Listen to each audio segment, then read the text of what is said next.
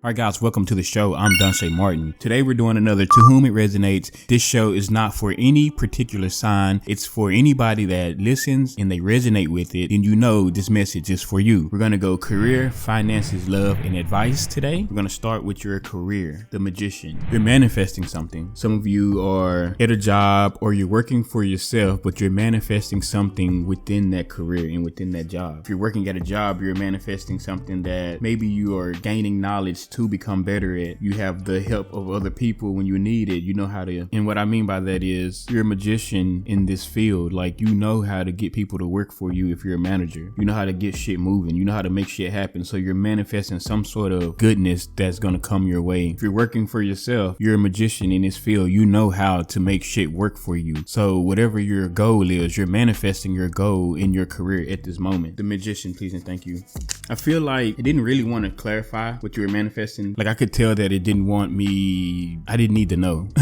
It just basically wanted me to let you know that to keep having strength, keep being strong at whatever you're doing. That's all it wanted to say. It didn't want to tell me what was being manifested, but basically to have strength while you're doing this because you're going to succeed. We're going to go to your finances. Temperance. Maybe because of you are manifesting things in your career, it's going to be able to calm your finances down. Maybe if your finances have been kind of shitty or lackluster, there's going to be this manifestation that you're doing in your career or whatever you're doing in your life in this moment. It's almost like you're bringing balance to your finances. You're going to be bringing some sort of magical balance. And I say it in that way is because I feel like maybe it's been bad. Maybe you haven't went shopping in a while and your clothes could be dingy. Maybe your finances have been that kind of crucial. But what I'm saying is it's going to become a balance over your finances. Whatever you're doing in your career is going to trickle down to your finances, or whatever you're doing to get finances in your life at this moment is going to bring you some sort of balance, and then it's going to almost feel magical. It's going to feel like you worked your magic to make it happen because your finances are going to go from being shit or being okay, average or whatever to like having more than enough to be able to go get those new clothes or to go just live a better life than you are currently living. Let's see what that's saying.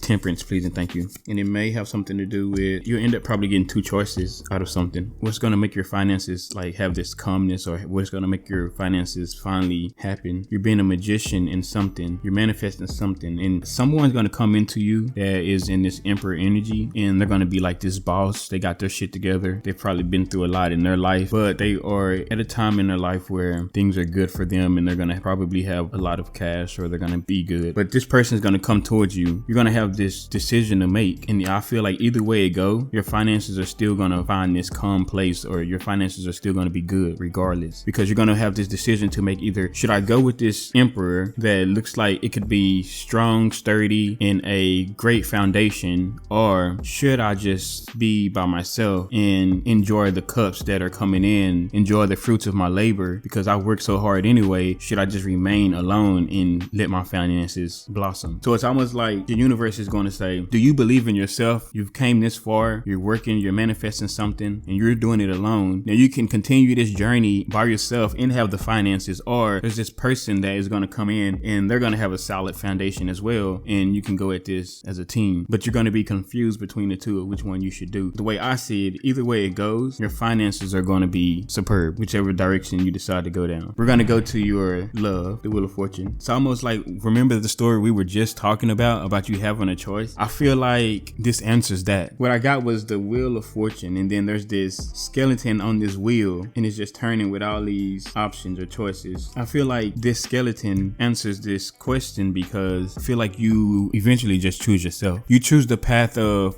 going down, I'm not going to be with anybody, I'll just keep working hard, keep manifesting all this great goodness, and just focus on the cups that's coming into me instead of sharing those cups or having those cups with somebody else. I feel like I'm talking to somebody right now that maybe love isn't a concern. Maybe you've tried love so much now that you're working so hard and you're manifesting all these good things into your life. It's like, well, I don't want to focus on love now. Now I want to focus on all this money that's coming in, and I want to focus on all these cups of good energy and good gifts and things like that are coming towards me. I rather focus on that than being in a relationship. So when I ask about your love life and I get this Wheel of Fortune, I see you just enjoying all that goodness, all that fortune that's coming your way pretty much until you, I guess, leave Earth. Like, I'm not saying you're not gonna find like somebody that you want to date and hang out with, but what I'm saying is maybe all these finances, and maybe you start manifesting something so good in your career, you become so focused on all of that you're just not even trying to be in love in this moment or in this time. You're gonna be, my mind just said, more than fulfilled with the gifts and the things that's coming into you. But here's the thing, our puzzles change all the time. So at some point in life, you could possibly be like, you know what, I think I'm ready for love now. But from what I'm seeing in this moment, it's like you're fine with just living in your wheel of fortune alone when it comes to love. Let's do a clarifying card on that. And the reason why is because there's probably somebody out there that you want. Both of you want each other, really. The reason why you are going to do that is because there's somebody you want and then there's somebody that wants you. And neither one of y'all are going towards each other. It's a burden for both of y'all. The person that wants you wants to come in so fast and they have something to give you, but they just sit there like, well, I'm not going to do it because I don't know if they want me. I don't know if they want me. I'm not going to go. So they just sit at the end of the road and just watch. And you're a king. You don't give a fucking shit. Excuse my language. Because you're a king. You've been through it all and you've like built yourself up to where you are now, and you're not going to go chase somebody. So you just sit at your throne and you just look out there and you be like, that person's a burden to me. I'm not chasing them. But if they did come to me, most likely I'd go. So your person is scared to come in. They have the means to come in, but they're not. And you're not chasing your person. This whole situation is a burden to you. So you're not going to go love anybody. You're just going to go love money and getting more of it. My mind is like, congratulations. We're going to go to your advice. Your advice is, the first thing that popped in my head was take over the world. That energy that you're in, stay in that energy, because that's how you're going to be so successful. Your internal success and internal happiness is within you. Stay in that energy, because if you go looking for it externally, you'll lose that and you'll start chasing something that maybe isn't going to satisfy you anyway. Talking about love. Your advice is to take over the world. Like if you are manifesting something and you're having this strength and you've been knocked down and it's not going where you want it to go, but you keep working at it, keep being in that energy and doing it, keep staying strong about how you want your finances to be balanced. Stay stuck on that wheel of fortune that's around you instead of getting off of it to go chase love, because if you do that, you're going to find the most magnificent story that you've ever been in. That's your advice. Now let's clarify it, which also could eventually bring in a marriage for you at some point anyway. Meaning maybe you decide to don't go chase love and stay focused on you.